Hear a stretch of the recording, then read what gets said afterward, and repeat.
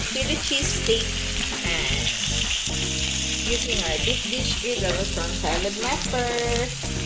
Use this way of frying the egg, putting the garlic, the onion, the mushroom, my bread pan, my pita bread pan, and my beef slices. I'm cooking it all using one pan only. Putting all my cheeses. Cheese. Yummy, yummy. Here's our finished product for Philly cheesesteak sandwich. Open face po siya. Sobrang bilis, in less than 10 minutes. We're done. With the help of my Saladmaster deep dish griddle. That's it, guys. Thank you for watching. God bless everyone. Keep safe.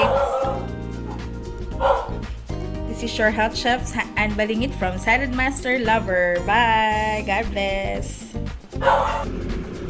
Kain na po tayo. That's it, guys. I just assembled the sandwich. Perfectly cooked po ang ating open face sandwich.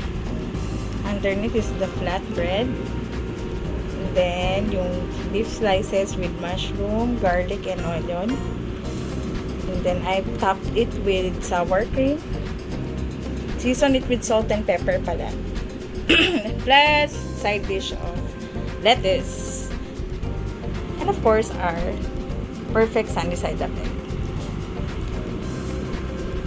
Kain na po tayo, guys! Philly cheesesteak open face sandwich. Enjoy it!